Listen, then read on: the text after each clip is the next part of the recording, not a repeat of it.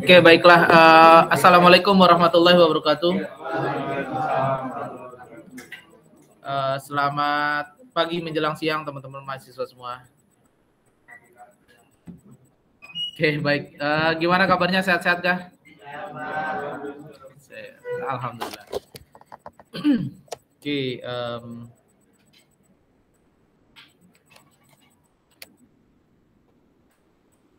Baiklah, kita mulai saja. Bismillahirrahmanirrahim. Innal hamdalillah nahmaduhu wa nasta'inuhu wa nastaghfiruh wa na'udzubillahi min sururi anfusina wa min sayyiati a'malina may yahdihillahu fala mudhillalah wa ma yudlilhu fala hadiyalah. Asyhadu an la ilaha illallah wa asyhadu anna Muhammadan abduhu wa rasuluh. Pertama-tama marilah kita panjatkan puji syukur kita kepada Allah Subhanahu wa taala yang mana masih memberikan kesempatan kepada kita semua. Selawat serta salam tercurah kepada Nabi Allah Muhammad SAW beserta keluarga, para sahabat, dan para pengikutnya yang senantiasa istiqomah dalam menjalankan sunnahnya.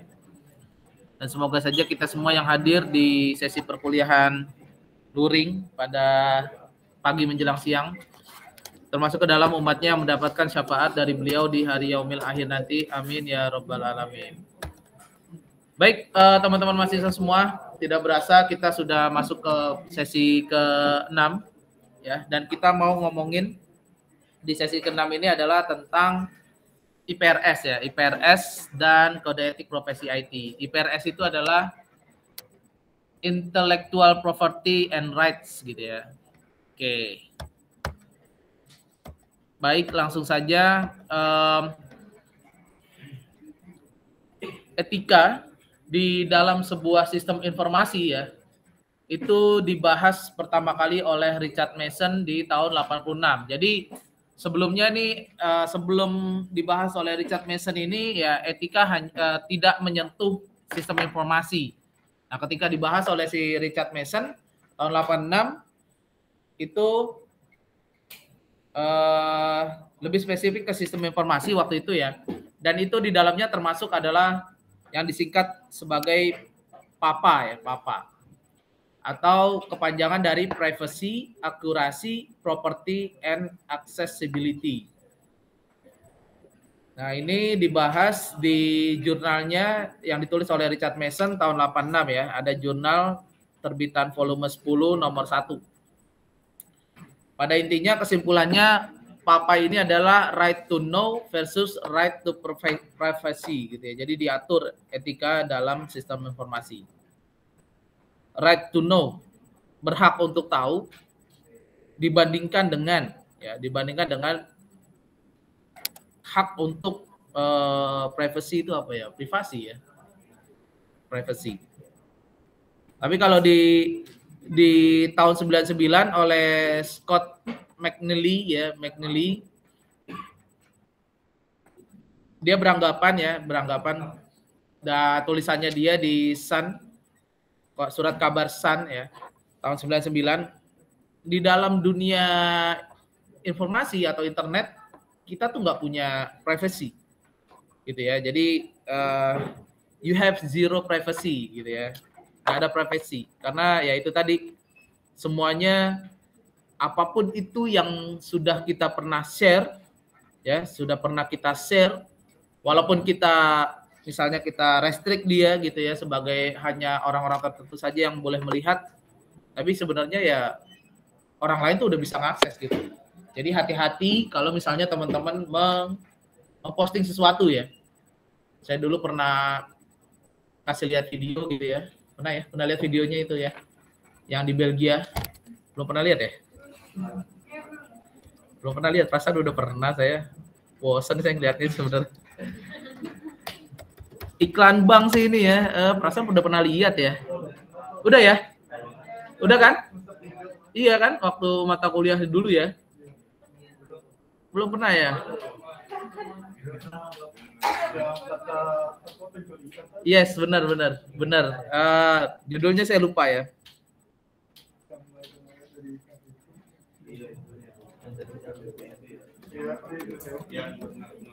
Yes, bener banget, iklan bank di Belgia kalau nggak salah ya. Apa sih bahasa Inggrisnya itu ya? Aduh.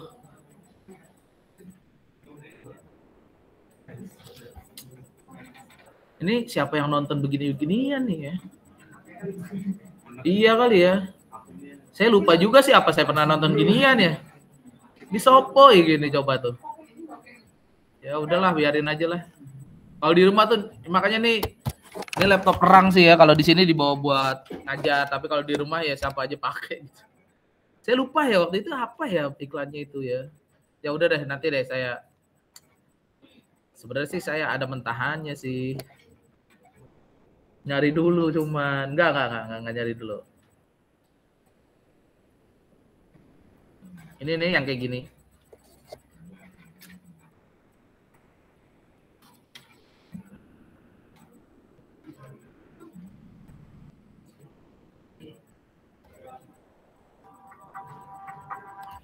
Oh, sorry.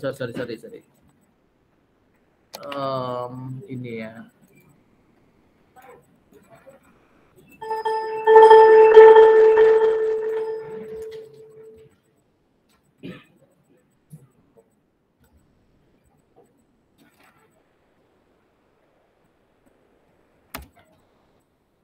Jadi dipahami aja ya, dipahami.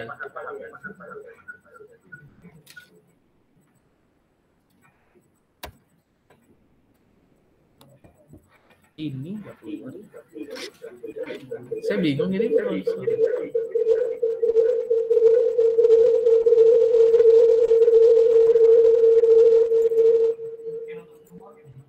Sorry ya, kita nggak usah pakai suara ini.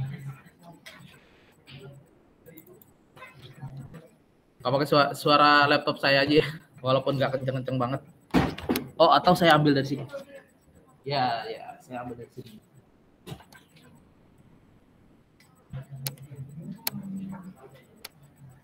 Ini ya bukan. Yang mana?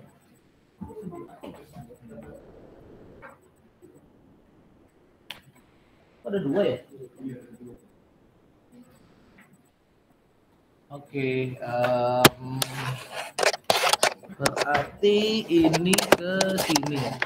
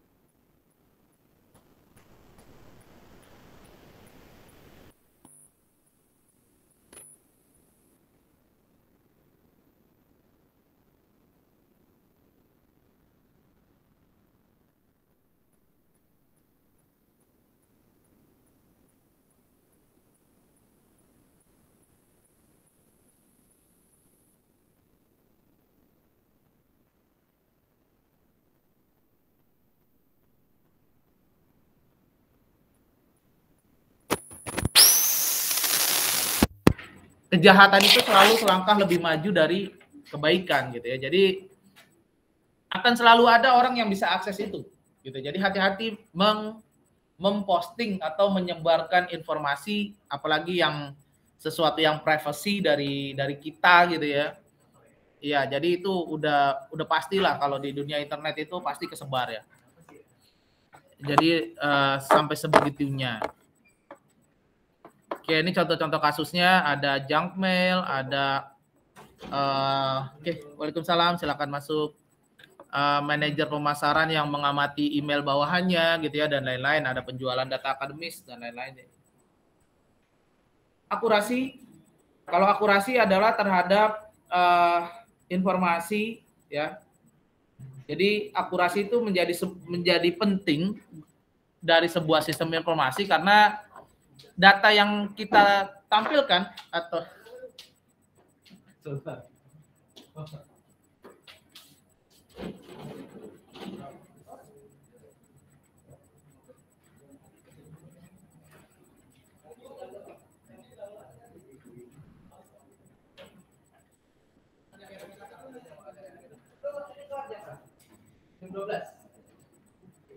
ya. Oke, baik. Karena apa? Karena ketidakakurasian informasi itu bisa menimbulkan hal yang mengganggu, merugikan, dan bahkan membahayakan. Nah, ini kasus yang terjadi ya, ada lagi mungkin kasusnya ya, kasus terhadap akurasi ini. Misal yang paling gampang deh di data akademis. Kalau misalnya datanya nggak akurat tuh kayak gimana ya? Yang data akademis. Ada yang bisa kasih contoh? Ketidakakurasian informasi misalnya di data akademis. Manipulasi nilai, Pak. Konversi nilai? Manipulasi nilai. Bisa seperti itu, atau bisa saja kayak gini. Sebenarnya akurasi ini lebih kepada bukan manipulasi sih. Jadi memang data yang dimasukkan, yang dientrikannya itu nggak akurat gitu. Misal Sania misalnya di mata kuliah etika profesi ya, UTS-nya dapat 80 tapi di inputnya 60. Nah, itu kan nggak akurat gitu ya, datanya nggak akurat. Bisa seperti itu ya, tapi manipulasi juga ya boleh lah ya, boleh ya, sehingga menimbulkan ketidakakurasian informasi ya. Terus, nah ini yang akan kita bahas nanti ya, properti lebih ke IPRS atau Intellectual Property and Rights ya. Kalau bahasa Indonesianya adalah hak atas kekayaan intelektual ya, itu masuk bahasa luarnya sana properti, merupakan perlindungan terhadap hak properti. Tentunya kalau kita ngomongin etika profesi di bidang informatika ya, kekayaan properti kita adalah semua kekayaan intelektual kita. Jadi kita punya kekayaan sebenarnya, tapi secara intelektual, secara digital gitu ya. Dan itu disimpan di, ada namanya PDKI, Pangkalan Data Kekayaan Intelektual. Nanti akan saya jelaskan lebih lanjut. Berikutnya adalah akses atau accessibility. Nah, kalau accessibility adalah lebih terfokus terhadap penyediaan akses ya, bagaimana sistem informasi itu bisa kapanpun, dimanapun, kapan saja gitu ya, terhadap pengaksesannya gitu ya. Jadi bisa dari mana, siapa saja gitu ya. Tapi tentunya kalau siapa saja itu masuknya lebih ke ranah hak aksesnya.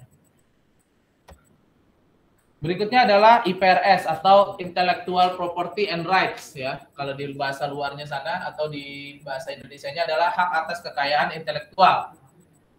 Haki ini diatur melalui ada 8 kategori. Ada merek, paten, desain industri, KI komunal, indikasi geografis, DTLST, rahasia dagang, dan hak cipta. Yang pertama adalah merek. Ya. Merek itu kalau haki ya, haki misalnya kita Jadi merek misalnya teman-teman nanti punya brand atau merek dan itu teman-teman wirausaha ya bikin ayam misalnya ya, ayam goreng apa gitu. Nah, mereknya itu sebisa mungkin didaftarkan. Ya, mereknya didaftarkan. Nah, yang termasuk kategori merek adalah tanda. Dia tanda atau simbol yang bisa ditampilkan secara grafis. Ya. Dia bisa dilihat atau ditampilkan secara grafis berupa gambar, logo, nama ya dan lain-lain sebagainya. Bisa bentuknya 2 dimensi atau 3 dimensi. Ya, suara, hologram atau apapun itu ya. Nah, itu bla bla bla bla bla blanya. Nah, merek ini kalau didaftarkan kita dapat perlindungan hukum untuk jangka waktu 10 tahun sejak tanggal penerimanya diterima. Dan itu bisa diperpanjang. Jadi kalau di 10 tahun diperpanjang. Kasus yang kejadian itu yang baru-baru ini, enggak baru-baru ini sih ya, sekitar 3 atau 4 bulan yang lalu ya. Ada yang mau menghakikan merek ya. Citayam Fashion Week ya, mau dihakikan gitu ya. Pernah dengar nggak? Ya, jadi sebuah merek ya. Gitu ya. Sebenarnya sih nggak mahal menghakikan merek ini, cuma berapa duit gitu ya. Cuman karena yang mau menghakikan merek ini merasa bukan dia yang memulainya gitu ya. Jadi dia bayarnya mahal sama yang mulai gitu ya. Berapa miliar gitu ya. Kalau nggak salah ya. Dikasih berapa tuh si gitu tuh? Iya, dikasih berapa tuh dia tuh? Ada tahu nggak dikasih berapa gitu sama Bayi Muang gitu? Tapi kan akhirnya banyak yang ya netizen lah. Sekarang nih netizen udah kayak pemerintah tandingan ya. Jadi perlu didengar gitu ya. Netizen wah ini akhirnya nggak jadi kan gitu ya. Kenapa tuh?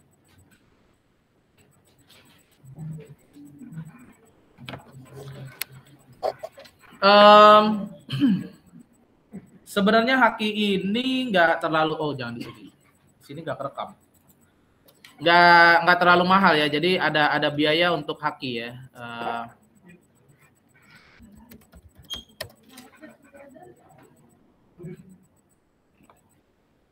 Nah ini kan haki ini ada 8 ya, ada 8. Yang merek itu biaya cara pembayaran merek tuh, cuman berapa tuh paling tuh ya, tergantung kelas-kelasnya ya.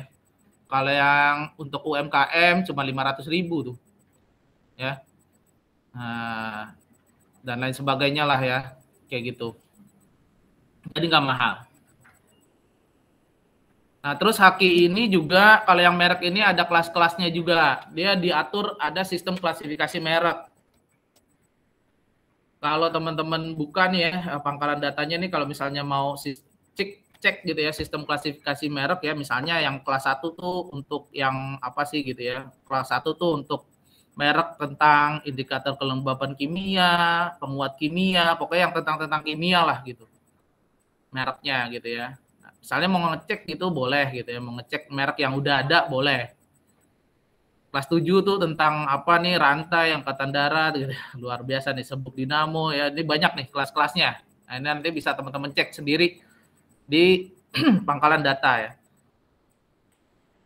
Terus berikutnya adalah paten. Nah, paten ini merupakan bentuk perlindungan terhadap kekayaan intelektual atau IPRS tadi ya, IPRS yang paling sulit didapatkan karena paten ini hanya akan diberikan untuk penemuan-penemuan yang inovatif ya.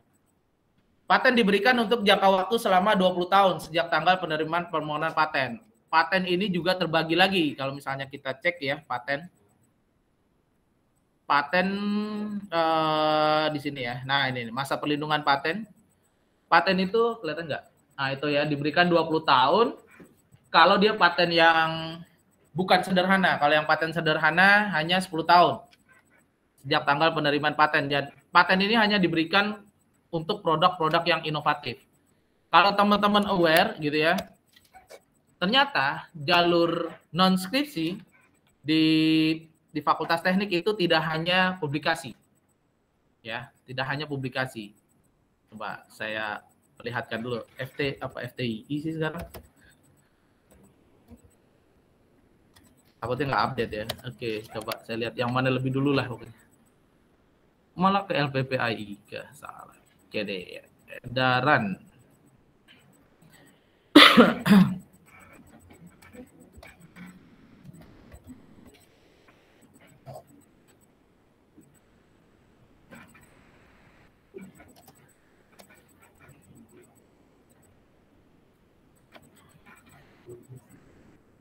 ini ya.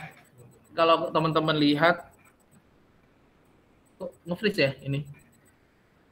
Nge-freeze kah?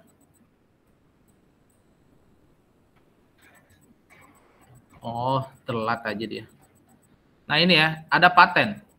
Paten sederhana sama paten biasa. Nilainya pasti A. Jadi, paten juga bisa diajukan sebagai pengganti skripsi. Nilainya A. Paten, gitu ya. Nah, paten juga punya sistem klasifikasinya. Bisa dicek. Dia merujuk kepada ada asosiasinya ya, namanya WIPO ya. Nah, ini ada karena paten ini dia ngeceknya nggak hanya di Indonesia tapi di luar negeri, jadi sistemnya jadi satu. Ada namanya EPC Publication. Nah, ini bisa dicek kategori A tentang humaniora lah istilahnya gitu ya. Yang B tentang transportasi, C chemistry dan lain-lain ya. Nah, kita masuk ke engineering gitu ya. Ada di sini F gitu ya. Nah, ini deskripsinya. Bisa dicek patennya gitu ya. Oke.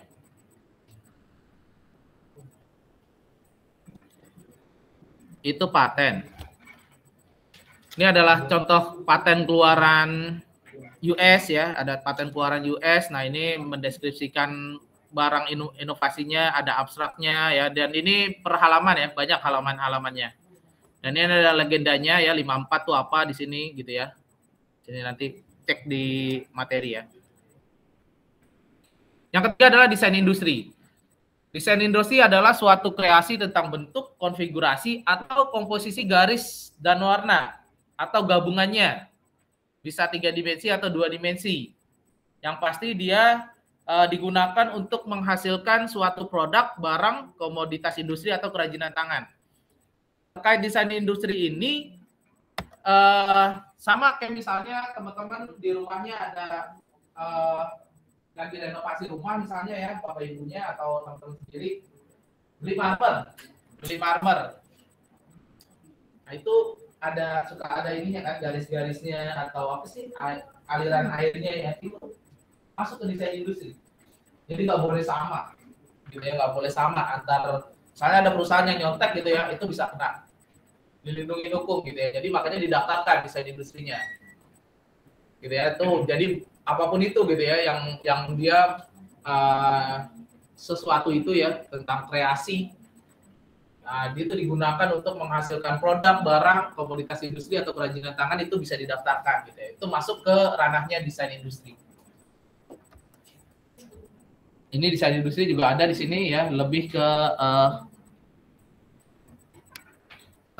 LOCPUP ya, local publication, list of good ya. Terus ada KI komunal. KI komunal ini nanti mirip sama yang setelahnya ya. Kalau KI komunal ini tentang ekspresi budaya tradisional. Jadi segala bentuk tentang ekspresi karya cipta, ya, bisa yang berupa benda atau tidak ada bendanya gitu ya, atau tak benda, atau kombinasi keduanya, yang hal tersebut menunjukkan keberadaan suatu budaya tradisional ya, tradisional. Kenapa ini? Ya, jadi kayak misalnya yang waktu itu batik misalnya kita ya diakuin sama Malaysia ya, makanya kita daftarkan itu gitu ya, didaftarkan sehingga nggak bisa diklaim gitu ya. Jadi nggak cuma batik, bisa juga misalnya makanan gitu ya, makanan, atau bisa juga tumbuhan ya, tumbuhan lokal gitu ya, yang memang hanya ada di kita, bisa kita klaim juga. Seni ya, pertunjukan seni kayak misalnya wayang juga mau diambil juga sama Malaysia gitu ya. Rumah adat ya dan lain sebagainya ya. Jadi ada yang benda maupun tak benda, dan itu ada masuk ke KI komunal nih, ada websitenya tersendiri. KI komunal. Di sini nih kayaknya KI komunal.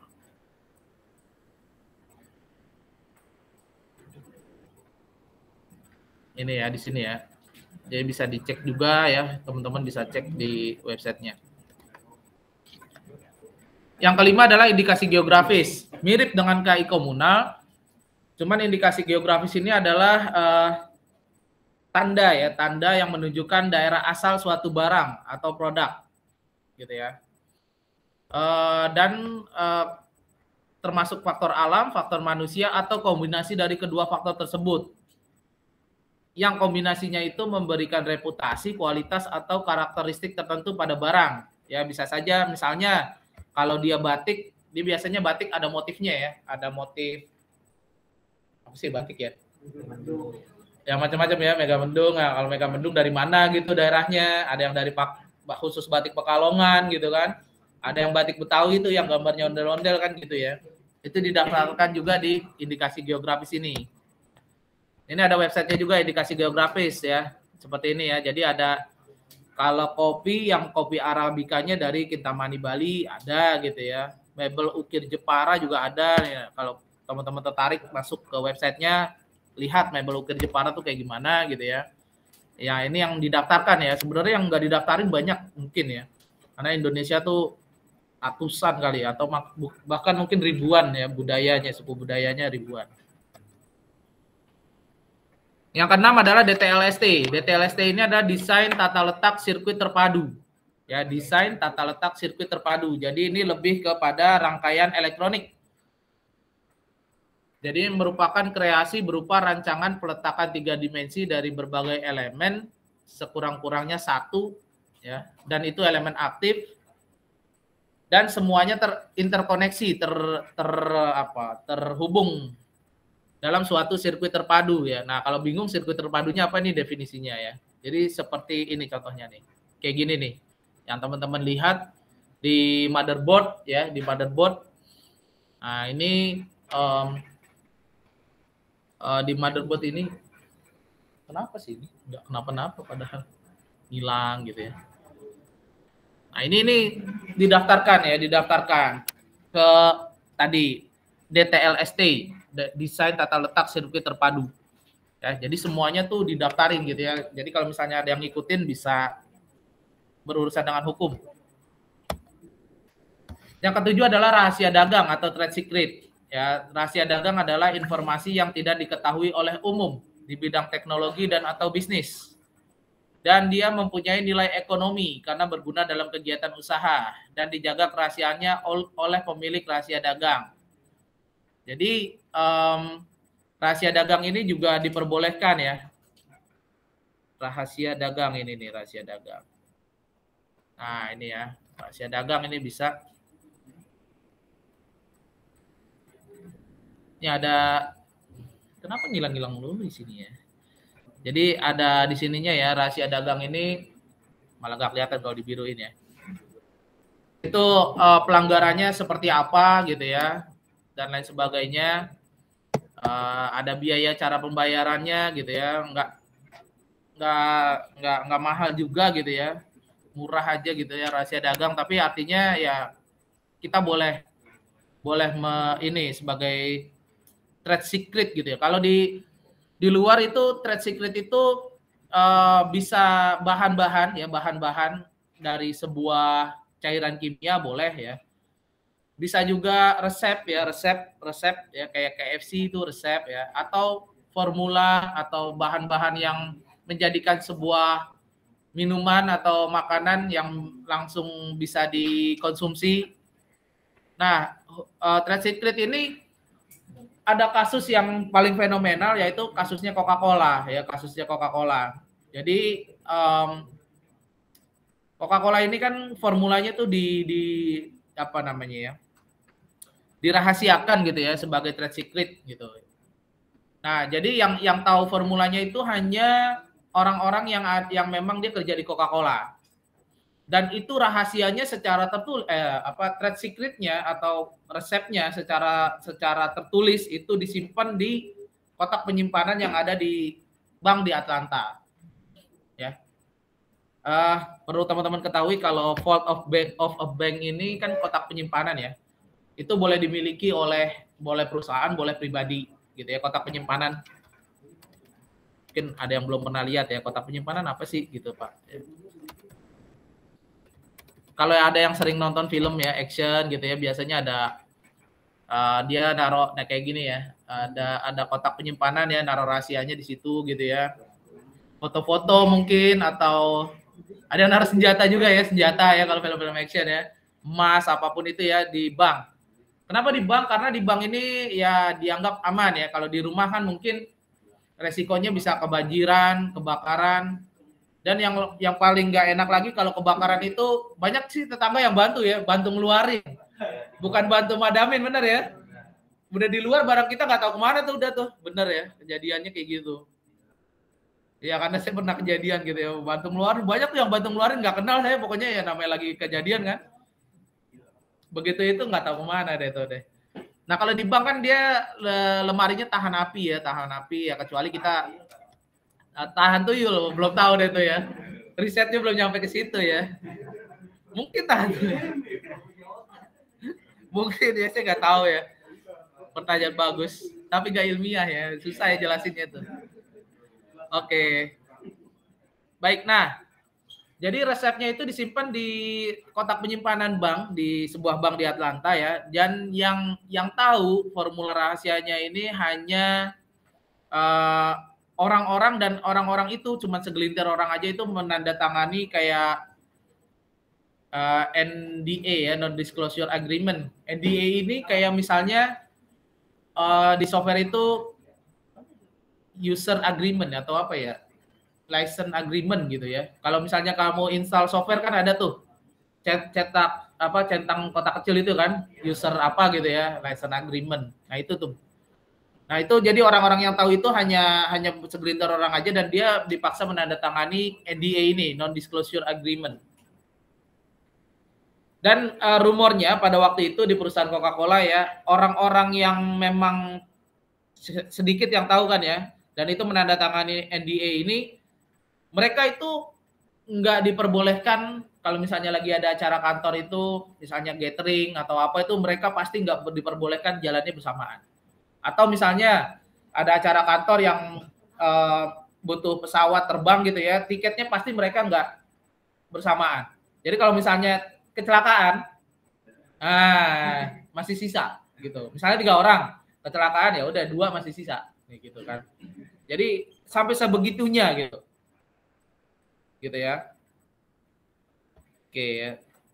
Coca-Cola tuh ya.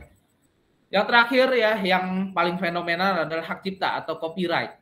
Hak cipta ini merupakan salah satu bagian dari IPRS atau kekayaan intelektual ya. Yang dia punya ruang lingkup objek dilindungi paling luas. Objeknya paling luas. Kalau tadi paten hanya terhadap produk-produk inovatif, kalau hak cipta enggak. Paling luas. Hak cipta ini mencakup bisa seni dan sastra ya, bisa lukisan, bisa juga ilmu pengetahuan. Nah, hak cipta itu ilmu pengetahuan, bisa juga program komputer. Bisa juga video tutorial. Perlindungan hak cipta ini diberikan seumur hidup pencipta ya. Jadi kalau penciptanya seumur hidup dari si pencipta, misalnya penciptanya meninggal nanti pada umur 90 tahun, dan itu masih diberikan setelah dia meninggal plus 70 tahunnya. Kalau program komputer 50 tahun sejak pertama kali dipublikasikan gitu ya, dan lain-lain sebagainya. Nah, ini adalah hak cipta dari luar ya, contoh sertifikatnya, dan ini adalah sertifikat yang Indonesia. Nah, khusus yang sertifikat yang Indonesia, saya kasih contohnya ya, karena saya sebenarnya ada beberapa.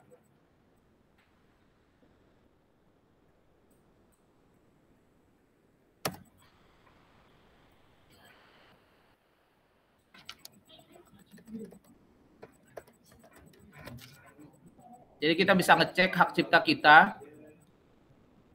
Ya, kita bisa ngecek gitu ya, hak cipta kita misalnya tadi nih ya, hak cipta.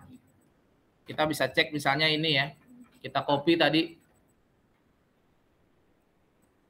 Belum keluar ya di situ. Ya, jadi kita bisa bikin apapun hak cipta ya. Contohnya yang ini ya. Ada video saya tuh ya. dibuat hak ciptanya etika profesi. Itu bisa. Dia sebagai karya rekaman video. Gitu ya. Nah, itu ya nama yang punya. Kita bisa cek hak cipta kita. Jadi itu contohnya kayak gini ya. Nah, kalau karya rekaman video itu bukan 70 tahun tapi 50 tahun. Sejak ciptaannya dilakukan pengumuman. Gitu ya. Nah, jadi setelah mengetahui ini saya apa ya namanya ya? Melemparkan apa ya? Bukan melemparkan sih. Saya memberikan pengetahuan supaya teman-teman jangan bergantung sama skripsi aja. Padahal kita diperbolehkan lulus selain skripsi ya, publikasi atau non skripsi lah.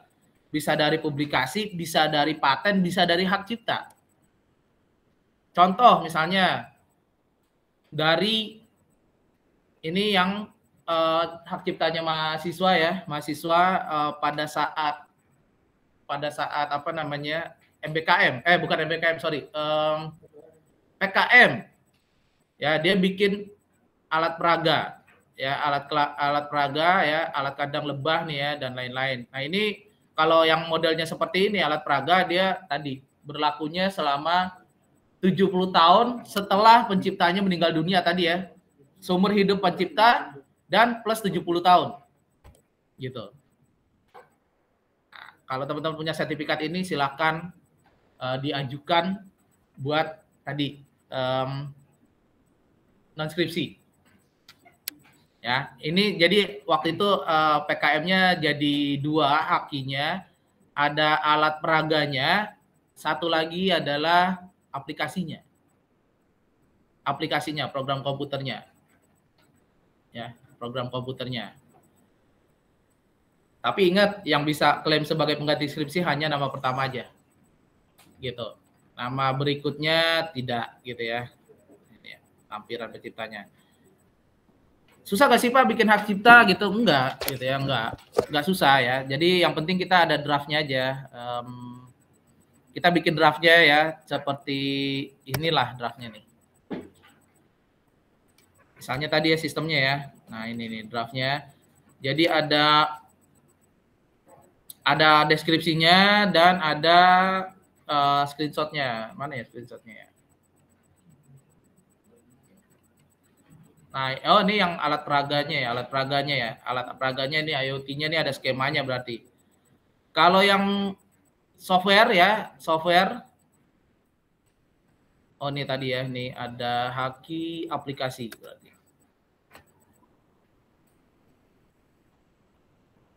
Oke, ini ada. Jadi kayak gini draftnya teman-teman, kalau misalnya ada yang berminat ya. Jadi kita cuma ada screenshot aplikasi kita ya, dan itu di apa tuh kalau hitam putih doang namanya apa ya? Monokrom ya. Dibuat grayscale aplikasinya ya, supaya ya kalau misalnya dia mau lihat yang aslinya ada di kita gitu ya. Oh, ini KTP aja. Ya, jadi ini tadi ya contoh draftnya ya, Jadi teman-teman bisa mengajukan haki dengan draft tersebut. Tapi tentunya haki nggak ada yang gratis. Haki bayar. Ya, ada tadi ya biayanya ya. Makanya ketika misalnya dari MBKM lagi, dari PKM tadi ada dananya, masukkan dana untuk penerbitan haki. Gitu. Dan jangan masukin cuma satu. Sesuai anggotanya. Karena anggotanya bikin sendiri-sendiri. Ya, jadi hakinya itu nanti bisa berupa ada yang aplikasi, ada yang alatnya, ada video tutorialnya. Kayak saya tadi ya, video rekaman mata kuliah etika. Ada buku panduannya. Bisa jadi haki, buku panduan. Jadi kalau satu tim PKM itu ada 5 orang, ya 5 orang, satu bikin alat peraganya, satu bikin aplikasi, satu bikin buku panduannya, satu video tutorialnya, dan satu lagi jurnalnya. Semuanya dapat, bisa klaim sebagai pengganti skripsi. Nama pertamanya beda-beda. Gitu ya. Jadi itu dan kebetulan saya ada bikin ya, tapi belum saya ajukan. Ada 2 nih Haki, satu untuk aplikasi manajemen keuangan pribadi dan satu lagi untuk sistem alumni. Sistem alumni. Tapi itu yang PKM itu harus lulus PIMNAS dulu? Enggak harus lulus PIMNAS. Haki itu kan kapan aja bisa diajukan. Ya, nggak harus lulus PIMNAS. Nah, ini sistem ya. Kalau yang PKM gini, yang PKM yang lulus PIMNAS itu biasanya ketuanya tanpa perlu bikin jurnal, tanpa perlu bikin apapun, dia udah jadi pengganti skripsi. Ketuanya aja ya. Ketua PKM-nya, kalau dia udah lulus PIMNAS, udah pasti otomatis terkonversi jadi nilai skripsi. Nilainya A. Makanya anggotanya gimana Pak? Nah anggotanya tadi ada yang bikin jurnal, ada yang bikin Haki aplikasi, Haki video, Haki buku panduan, Haki alatnya. Semuanya dapat semuanya. Lolos. Karena ya itu tadi, kalau Haki ini berbayar, bukan gratis. Jadi makanya ada dananya, masukin dana pembuatan Haki. Gitu ya. Contoh terus contoh yang aplikasi mana ya, aplikasi saya juga lagi mau ngajuin itu tadi.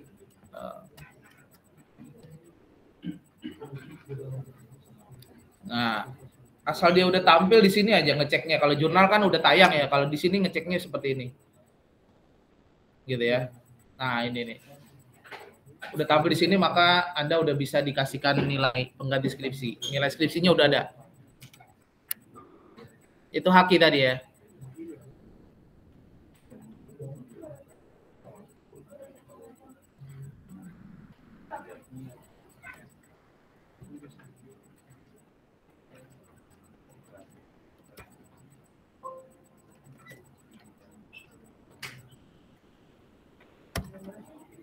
Baik, terus ada kebijakan dan kode etik. Kenapa munculnya kode etik profesi IT? Karena dari keluarnya hukum internasional tentang kejahatan yang sifatnya internasional ya. Nah di ANTOK ini ya, ini mengatur tentang hukum internasional yang dia berkaitan dengan yurisdiksi suatu negara ya, seperti prinsip teritorial, prinsip nasional aktif, nasional pasif, perlindungan dan universal. Oh iya tadi saya lupa Haki ya. Jadi kalau misalnya teman-teman ada yang kolaborasi sama dosen ya, ikut penelitian dosen ya, ikut penelitian dosen itu biasanya akan ditawarin ya, mau pilih Haki atau jurnalnya gitu ya. Jadi kalau misalnya yang ikut ya kolaborasi sama dosen, kalau misalnya itu mau Haki atau jurnal, kalau misalnya mahasiswanya milih jurnal maka Hakinya nanti nama pertamanya dosen, jurnalnya nama pertama mahasiswa. Atau sebaliknya, kalau teman-teman milih Haki, jurnalnya nama pertamanya dosen, Hakinya nama pertamanya mahasiswa. Gitu. Pasti akan disuruh milih. Gitu. Mau yang mana gitu ya, mau jurnal atau Haki. Gitu. Nah, biasanya dosen itu akan share penelitian mereka.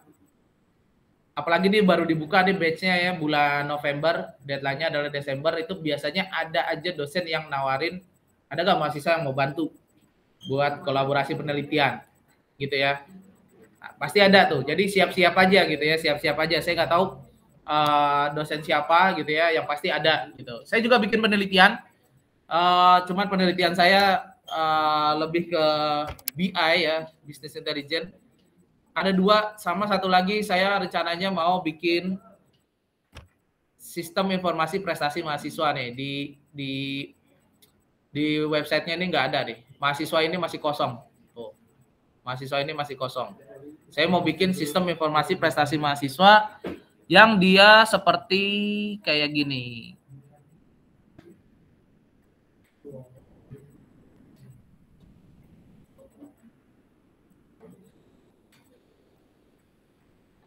Ya, merujuknya kepada contoh ya, contohnya kayak gini aja sih, kayak yang punyanya UNY, belum kebuka ya.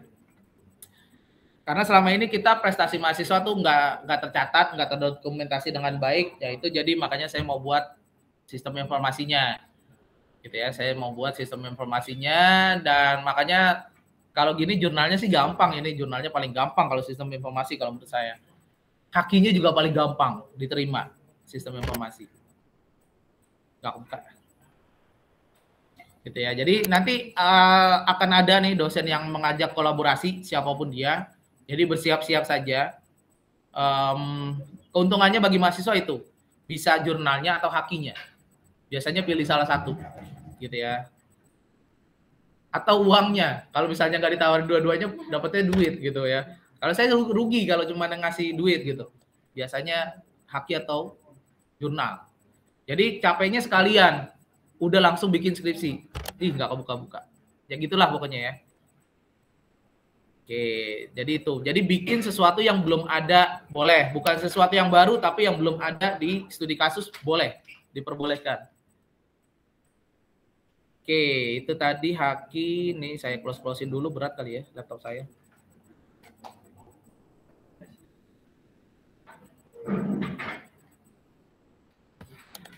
Oke, tadi terus kode etik profesi IT ya dari suatu organisasi ya, ada dari IFIP, ICM, Asosio ya. Terus kalau dari negara ada Malaysian Computer Society ya, ini kode etik profesinya ya. Nanti teman-teman bisa cari karena ini berbeda-beda. Berbeda-beda setiap negara itu punya kode etik profesi IT yang berbeda. Kalau di kita Indonesia dari IAII, Ikatan Ahli Informatika Indonesia. Kalau perguruan tingginya ada di bawah naungan Aptikom. Oke, nah untuk di negara Indonesia sendiri yang mengatur tentang informasi ada di Undang-Undang Nomor 14 Tahun 2008 sama Nomor 11 Tahun 2008 tentang transaksi elektronik. Nah, ini undang-undang ini yang biasanya digunakan oleh para apa ya bisa dibilang oleh para orang-orang yang nggak pengen profesinya terganggu lah di dunia maya gitu ya. Jadi ini selalu dijadikan acuan gitu. Nah kalau dari Mulder ya, Mulder ini Anton Mulder atau Antonio ya, Antonio kali ya, mengemukakan bahwa kebijakan hukum pidana ialah garis kebijakan untuk dapat menentukan seberapa jauh ketentuan-ketentuan pidana yang berlaku. Apakah perlu dirubah atau hanya diperbaharui.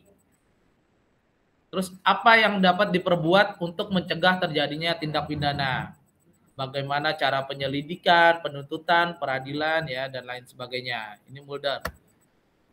Nah, terkait jenis pelanggaran kode etik di bidang IT salah satunya adalah yang tadi video yang diperlihatkan ya.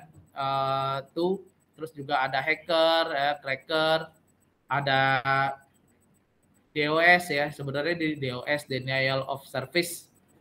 Ada pelanggaran privasi tadi ya yang di video tadi pelanggaran privasi, ada fraud, gambling ya gambling, pornografi, data forgery. Nah dari banyak yang tadi ya, terus juga muncullah definisi cybercrime dari kongresnya Kongres PBB yang di tahun 1990. Jadi cybercrime itu dikategorikan dibagi dalam dua kategori. Yang pertama adalah computer crime sama computer related crime. Kalau yang computer crime ya itu diartikan dalam arti sempit ya. Jadi hanya si komputernya saja gitu ya.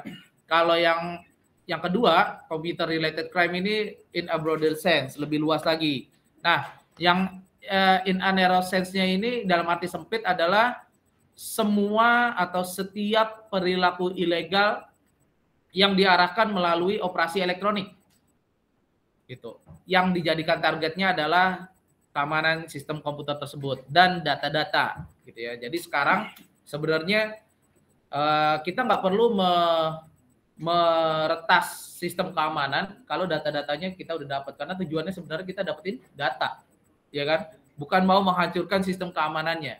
Gitu. Hanya orang yang kurang kerjaan aja yang menghancurkan sistem keamanan. Pada intinya adalah data-data ya.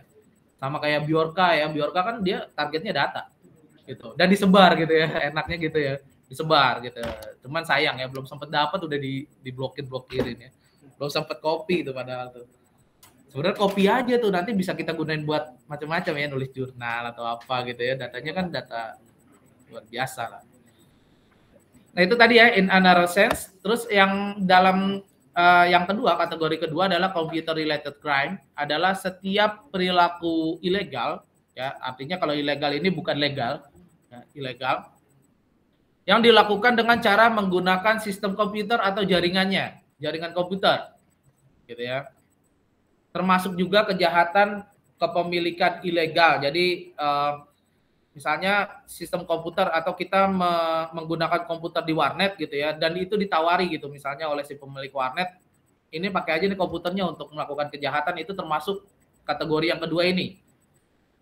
Ya, terus mendistribusikan informasi juga termasuk kategori yang kedua. Nah ini nih terkadang ini jadi bumerang juga gitu ya, padahal bukan kita yang melakukan, kita hanya share gitu ya.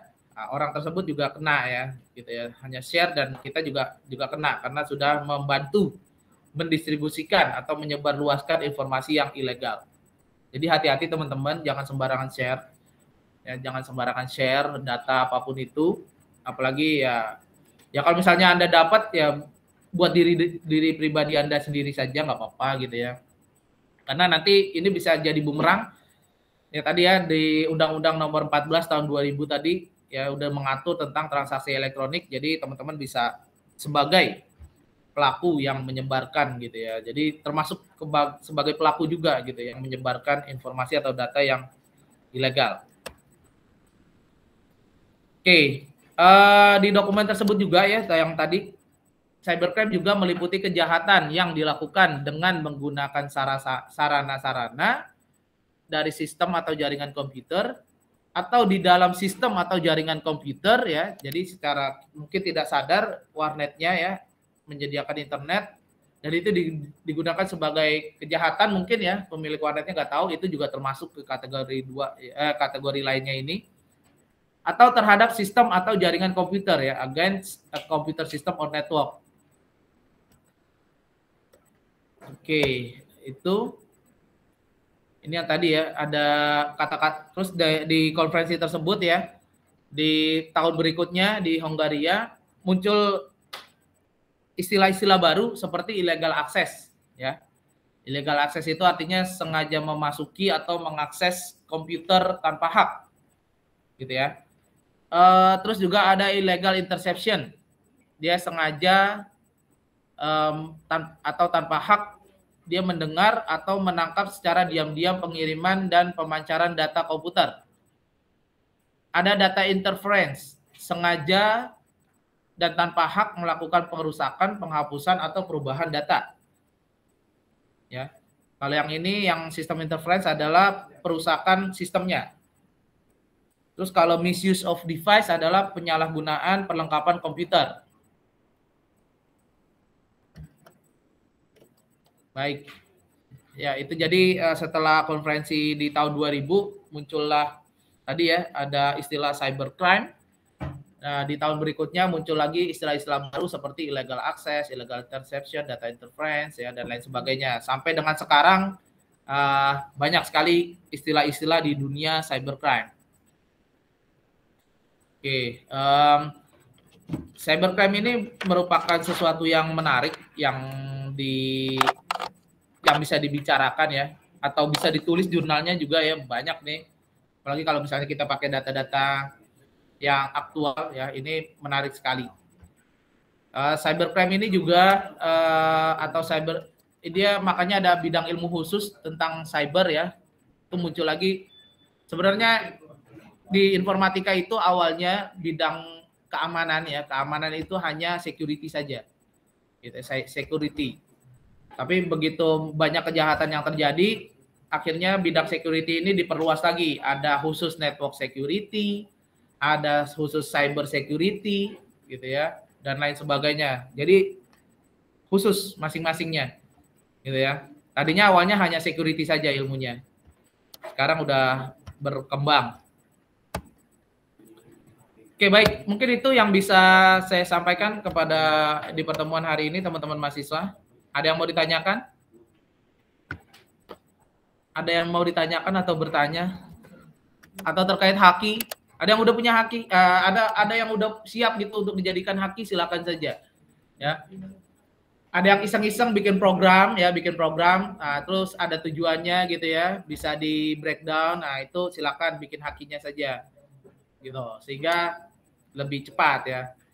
Tapi untuk bisa diklaim sebagai pengganti skripsi, itu nama pertamanya harus mahasiswa dan harus ada nama dosen, siapapun dia nama dosennya, gitu ya. Baru bisa dijadikan pengganti skripsi. Oke, saya nggak bisa akses siapnya nih, dari tadi bermasalah absennya. Oke, saya absen manual aja ya berarti ya.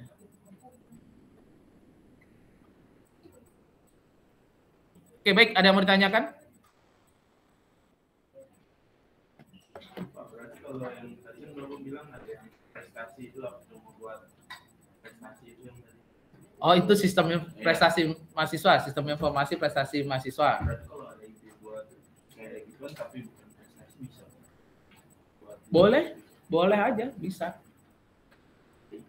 Oh, iya, bawain aja. Kalau enggak, kalau misalnya enggak kebagian penelitian dosen ya, jadikan itu PKM aja. Boleh gitu. Tapi kalau misalnya Pak saya udah pernah ikut PKM, oke, kalau gitu ajak aja dosennya kolaborasi gitu. Karena harus ada nama dosen. Kalau misalnya mau bikin publikasi harus ada nama dosennya. Haki harus ada nama dosennya, paten juga harus ada nama dosen. Dosennya di belakang-belakang nggak apa-apa. Gitu. Ya, boleh silakan aja gitu ya. Ini PKL belum ya? PKL belum ya? Biasanya PKL tuh terkadang ada mahasiswa yang PKL disuruh bikin aplikasi gitu di perusahaannya. Itu boleh. Boleh gitu. Tapi izin ya kalau karena ada bawa nama perusahaan, bikin, Pak ini boleh nggak dibuat hakinya? Kalau misalnya nggak boleh, modif sedikit tanpa ada nama perusahaan, ajukan haki. Gitu, biasanya gitu. Gitu. Jadi kalau bisa lulus lebih cepat, ngapain lama-lama gitu. Kalau saya gitu, ya. Ngapain bikin skripsi 100 halaman? Tapi jangan ya, terserah ya kalau misalnya emang udah mau bikin skripsi. Saya cuma begitu aja gitu. Haki cuma 2 lembar. Publikasi cuma 12 lembar. Skripsi 100 halaman ya, silakan sih. Kalau emang saya senangnya yang ratus-ratusan, Pak. Oke, nggak apa-apa. Nggak apa-apa ya. Ada orang gitu ya kalau kita tanya ibu-ibu, mama gitu ya. Mau yang satuan atau ratus-ratusan? Ya pasti ngomongnya ratusan gitu kan. Gitu ya. Nggak mau yang satuan. Oke, baik itu ya. Saya sorry, taruh saya lagi absen nih, buka sistem absen. Enggak kebuka-buka, jadi saya manual. Ini kelas yang F apa yang E ya? Oke, saya absen manual ya. Rida Faiz ada ya. Nurul Aisyah Nabilah, Bima Alfian sakit. Udah izin ya sama Sylvia ya ketua kelas ya. Lupa saya. Hamdan Zulfarais. Hamdan? Gak ada ya? Udah izin belum nih si Hamdan nih? Belum ya. Oke, belum, saya tandain dulu ya Hamdan Zulfa. Faiz Dika. Oke. Yusril Mardana. Oke, Hilmi Zafran. Fitra Ghazali. Oke. Hafiz Dery ada. Alif tadi sakit ya? Sulhan. Gak ada nih. Sulhan gimana nih Sylvia? Sulhan. Gak ada kabar ya. Zaratul Jannah. Oke, Winnie Amanda. Sakit. Putra Rafli Wiro. Oke. Fadlin Fadlu ada ya. Zaidan Sahbana. Andika Bagus Pambudi. Gama Al Hakim. Rafika Aulia Madani. Yaomi Juan Pasa. Muhammad Iqbal. Bima Prasetyo. Risa Sulistiawati. Oke, Anissa Aksani. Avinda Juliana. Sakit ya. Fitri Nur Hikmah. Raihan Suito. Oke. Iwan Virgiawan. Dian Permata Kusuma. Fadel Maulana. Siti Nur Halisa. Iklima Atiyatul Latifah. Naufal Ar-Rafizi. Sylvia ada, Diah Rahmayati. Afis Tantra. Mutmainnah. Nabilah Azahra. Amelia Ariska. Aditya Surya. Oke. Berarti ada 2 orang nih yang nggak jelas nih ya. Oke, baiklah. Ya itu ya, mungkin kalau misalnya nggak ada yang ditanyakan, marilah kita akhiri sesi perkuliahan kita dengan sama-sama membaca hamdalah. Alhamdulillahirabbil alamin. Kita tutup dengan doa kafaratul majlis. Subhanakallahumma wa bihamdika asyhadu an la ilaha illa anta astaghfiruka wa atubu ilaik. Lebih kurangnya saya mohon maaf. Nasrul minallah wa fathun qarib wa basyirul mu'minin. Billahi bisabil haq fasabiqul khairat. Wassalamualaikum warahmatullahi wabarakatuh. Waalaikumsalam. Oke.